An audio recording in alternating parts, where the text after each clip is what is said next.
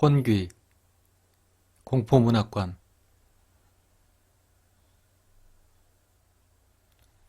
살아있다는 걸 어떻게 증명하지?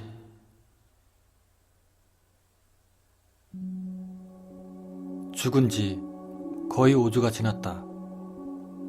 흔히들 생각하는 것과는 다른 느낌이다. 물론 내가 진짜로 죽은 건 아니다. 그랬다면 지금 여기서 이 계정으로 내게 무슨 일이 일어났는지 적지도 못할 테니까 말이지. 하지만 적어도 법적으로는 나는 사망 선고를 받았다. 한번 죽고 나면 살아있다는 걸 증명하기는 정말 놀랍도록 어려워진다. 내가 죽음을 맞이하게 된 사건은 3개월 전에 일어났다. 윌리엄슨 공항에서 세인트루이스로 가는 늦은 비행기편을 잡기 위해 가고 있었다. 나는 군을 떠난 뒤로는 보험금 청구 조사 일을 하고 있었기 때문에 미국 전역을 돌아다녀야만 했다. 그래서 연간 250번을 넘게 비행기를 타고 다녀야 했고, 그 때문에 작은 지역 공항에 오게 된 것이었다. 비록 이 공항은 작았지만 내가 여태 본 것 중 가장 작은 곳은 아니었다. 공항엔 6시에 도착을 했기에 비행기가 뜨는 9시 45분까지는 시간이 제법 남아있었다. 그래서 난 식당에서 샌드위치를 먹고 전화를 몇 통 했다. 공항은 조용했지만 사람들이 적진 않았다. 모두 낯설기는 해도 말이다. 그때 마침 방송이 나와 비행편이 늦어졌다면서 기술적인 문제로 그 책임을 돌렸다. 하지만 아무 이상할 건 없었다. 그래서 난 그냥 킨들을 켜서 읽다만 책이나 마저 읽었다. 그리고 깜빡 잠이 들었다. 저기 실례합니다, 선생님. 예? 날 부르는 소리에 움찔거리며 나는 일어났다. 아마도 다른 사람들은 이미 전부 비행기에 탄 모양이었다. 공항은 적막했고 불도 꺼져 있었으며 셔터들도 다 닫혀 있었다. 마치 유령 마을처럼. 시계를 보니 11시 53분이었다. 예상했던 것보다도 훨씬 늦은 시각이었다. 그리고 마침내 비행기에 탔을 때 안엔 아무도 없었다. 쥐새끼 한 마리조차 없었다. 여지껏 2 혹은 3밖에 없는 비행기를 탄 적은 있었지만 이번 경우처럼 혼자서 비행기를 전세내다시피 한 적은 처음이었다. 언제나 거들먹거리는 승무원이 와서는 날 자리로 안내를 했다. 어디에 앉아도 아무 상관없을게 뻔한데도 말이다. 어쨌거나 난 서둘러 외투와 노트북 가방을 자리 위에 화물칸에 집어넣었다. 그리고 내가 고개를 숙여 책을 보는 동안 그 승무원은 천국 같은 안전 시범을 보였다. 비행기의 이륙은 부드러웠지만 일정 고도 이상이 올라가자 귀에 익숙한 압력이 느껴져 나는 줌을 삼켰다. 여러분 모두가 그 귀가 뚫리는 느낌을 알 것이다. 매번 똑같지만 언제나 똑같지만은 않은. 선생님, 안전벨트를 매셔야 합니다. 또박또박하지만 마치 꿈결처럼 속삭이는 목소리가 들렸다. 나는 소리가 나는 방향으로 고개를 돌리며 승무원이겠거니 생각을 했지만 그녀는 거기 없었다. 통로 쪽으로 고개를 숙이자 앞쪽에 있는 승무원이 보였다. 난 고작 6줄 뒤에 있었기에 거기서도 목소리가 들렸을 것이라 생각을 했다. 하지만 그 소리는 분명히 나의 뒤에서 났던 건데 말이다. 그렇지만 그 또한 그저 소리의 신비라고 생각을 하고 그냥 넘어갔다. 내 심장 소리가 텅 빈 비행기 내에서 요동치는 것만 같았다. 하지만 위를 올려다봤을 때 안전벨트 경고등은 켜져 있지 않았다. 난 어깨를 으쓱 하고는 다시 책을 읽기 시작했다. 다행히도 비행은 별 탈이 없었다. 에어컨이 웅웅대는 소리와 기내 조명이 필요함과 섞여 졸리긴 했지만 말이다. 이윽고 비행기의 고도가 낮아지기 시작을 하자 다시 귀가 뚫렸다. 죄송합니다만 아가씨, 지금 무슨 일이 일어나고 있는 거죠? 이번엔 남자의 목소리. 아까처럼 선명하지만 마치 이 세상 것이 아닌 것 같은 그런 속삭임이었다. 상황이 매우 기묘하게 느껴지기 시작을 했다. 기내엔 아무도 보이지 않았는데 말이다. 아무 걱정하실 필요 없습니다, 선생님. 진정하시고 계속 안전벨트를 착용해주세요. 그저 난기류일 뿐입니다. 비행기는 구름을 뚫고 내려가며 점차 흔들리기 시작을 했다. 목소리는 점점 사실처럼 들렸고 다른 사람들의 목소리도 섞여 들리기 시작해 점점 시끄럽고 신경질적으로 변해갔다. 제발 조용히 하고 앉아주시면 좋겠네요. 승무원이 공포에 빠져 꽥꽥대며 질문하는 사람들에게 마치 고함치듯이 답했다. 그 속삭임은 이제 비명이 그리고 흐느낌이 되어갔다. 내 뒤에선 무자비하고 대답 없는 신에게 제발 이 신신 깊은 어린 양을 버리지 말아달라는 광기에 찬 기도가 들려왔다. 그 사이사이 우는 아이를 달래는 여인의 훌쩍임도 들려왔다. 하지만 그녀의 달램도 목소리에 깃든 공포를 가릴 수는 없었다. 비행기가 하강함에 따라 소리는 점점 쇠되고 거세어져 갔다. 마치 서로가 겨루듯이 내지르는 소음들은 대혼란 그 자체였다. 하지만 이윽고 비행기의 바퀴가 땅에 닿자 그 소리는 멎었다. 난 팔걸이에 손가락을 쑤셔박다시피 하며 숨을 몰아쉬고 있었고 눈썹은 이미 땀에 젖어 덜덜 떨리고 있었다. 그렇게 허겁지겁 비행기에서 내려 적막한 공항을 뛰쳐나와 이름도 일면식도 없는 어느 호텔의 침대에 몸을 파묻었다.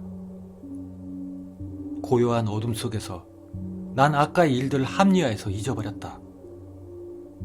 공황 상태에 빠져서 그냥 착륙이 잘 될지 안 될지 그저 불안해진 것 뿐이었다. 한 달에도 10수번이나 겪는 일이 아니었던가. 나는 그럴 것이라 스스로를 다잡고는 피로에 빠져 깊은 잠에 빠져들었다. 꿈에서 고통과 분노에 찬 신음이 들렸다. 그리고 정적이 찾아왔다. 아침이 되자 주위가 정상으로 돌아온 듯해 나는 아침을 먹으려고 엘리베이터를 타고 내려갔다. 너무 추워. 희미한 속삭임에 안에 아무도 없다는 걸 알면서도 나는 주변을 둘러봤다. 나는 일정에 의한 다음 약속 장소로 렌트카를 모는 도중 라디오에서 비행기의 추락 뉴스를 들었다. 윌리엄슨에서 세인트루이스로 가는 케이프 항공의 아침 비행기였고 27명의 탑승객 중 생존자는 아무도 없었다. 어디 있어? 라디오가 아니라 마치 뒷자리에서 속삭이는 듯한 유령 같은 목소리가 들려왔다. 아무도 없을 게 뻔했지만 나는 백미러를 쳐다봤다. 그저 아무도 없다는 걸 확실히 해두고 싶었을 뿐이다. 그리고 뒤쪽을 보려고 어깨를 너무 돌린 탓에 자칫 길에서 한 바퀴를 돌 뻔했다. 그리고 그날 밤 세인트루이스 공항에서 집으로 돌아가는 길에 나는 여권을 잊어버렸다는 것을 깨달았다. 국내선을 타는 데는 운전면허증으로 충분했지만 잃어버린 건 여전히 뼈아픈 일이었다. 다음날 집으로 돌아와 세인트루이스 호텔에 전화를 걸었다. 그들은 사과를 하면서 청소 중 여권은 발견하지 못했다고 했다. 윌리엄슨에서 비행기를 탈 땐 분명히 여권을 보여줬으니 남은 건 비행기밖에 없었다.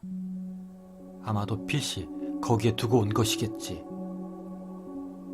그리고 그때 전화가 연결됐다. 안녕하세요. 제가 이틀 전 비행기를 탈 때 여권을 두고 내린 것 같습니다. 넌 나랑 같이 있어야 해. 여긴 너무 추워. 수화기 너머의 목소리가 메아리 쳤다. 뭐라고요? 고객님, 분실물 센터로 연결해드리겠다고 했습니다. 여직원이 재차 말을 했다. 안녕하세요. 케이프항공 분실물 센터입니다. 무엇을 도와드릴까요? 네, 안녕하세요. 전 리오넬 싱클레어 대위입니다. 제가 이틀 전에 비행기를 탔는데 아마도 거기 여권을 두고 내린 것 같아서요. 아, 알겠습니다. 어느 항공편이었죠? 네, 9시 45분에 윌리엄슨에서 세인트루이스로 가는 거요. 번호는 9K1114고요. 와서 함께 어울리자. 네? 뭐라고요? 아, 대위님, 데이터베이스를 검색 중이에요. 긴 시간 동안의 정적 가운데 키보드 두드리는 소리만이 들렸다.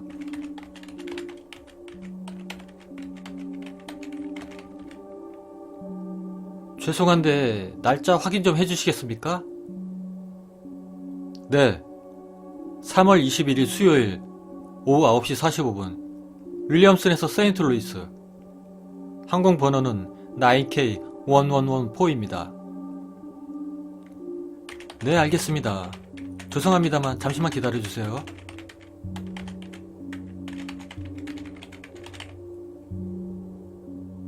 너무 추워. 근데 넌 정말 따뜻해. 안녕하세요? 싱클레어 씨입니까? 그때 새로운 사람이 질문을 했다. 네, 싱클레어 대위입니다.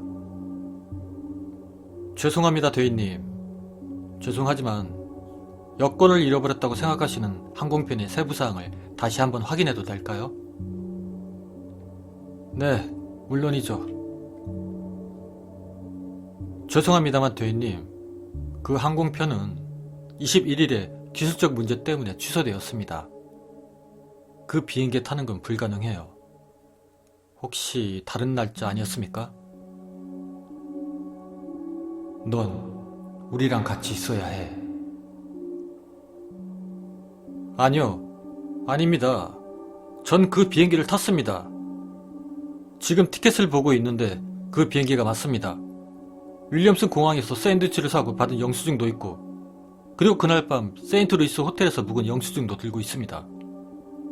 제가 그 비행기를 안 탔다면 지금 이걸 갖고 있는 게 불가능했겠죠. 며칠간 불안에 시달렸기 때문일까. 이 멍청한 직원에게 나는 점점 화가 나고 있었다.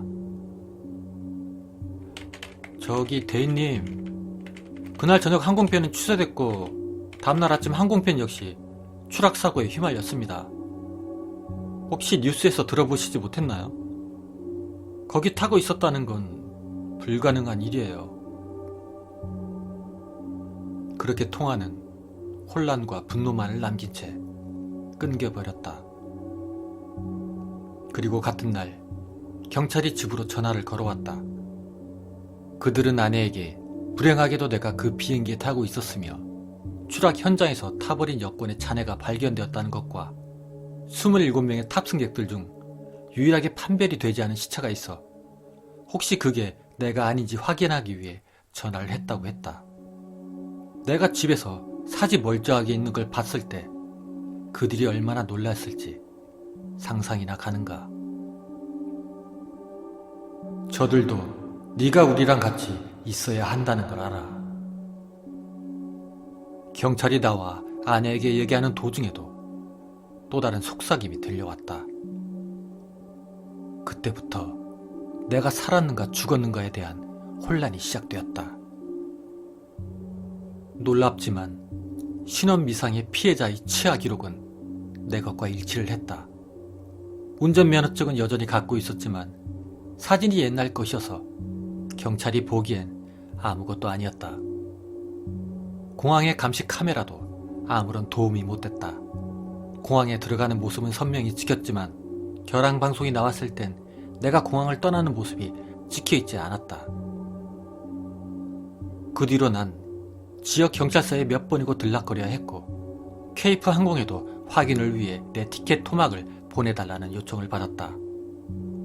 다행히도 그 티켓은 정말 진짜였기에 그들은 당황했지만 그 비행기는 절대 이륙한 적이 없다고 못을 박았다.